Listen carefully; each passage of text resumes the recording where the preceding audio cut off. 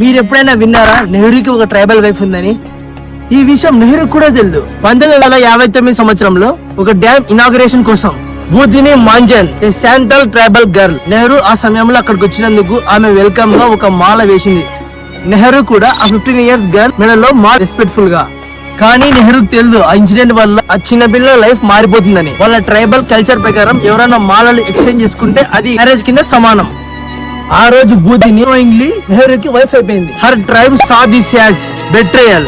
వాళ్ళు అనుకున్నారు తను ఆ రూల్ ని బ్రేక్ చేసిందని. ఎందుకంటే తను ఒక బయట వ్యక్తిని పెళ్లి చేసుకుందని. అందుకే తనని ఊరి నుంచి వెలేశారు. ఎవరూ జాబ్ ఇవ్వలేదు.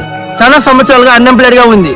ఒక రోజు ఒక ఫ్యాక్టరీలో పనిచేస్తుండగా తనని రీజన్ లేకుండా తీసేశారు. బట్ నెహ్రూకి ఇదంతా ఏమీ తెలియదు. తన స్థితిని గమనించిన ఒక గ్రాండ్ సన్ రాజీవ్ గాంధీ జరిగిన అన్యాయాన్ని గుర్తించి తనకు జాబ్ ఇప్పించినారు. నేను ఈ వీడియో చేయడానికి కారణం ఏమిటంటే తను చేసిన తప్పేంటి మీరేమనుకుంటున్నారు కామెంట్ చేయండి.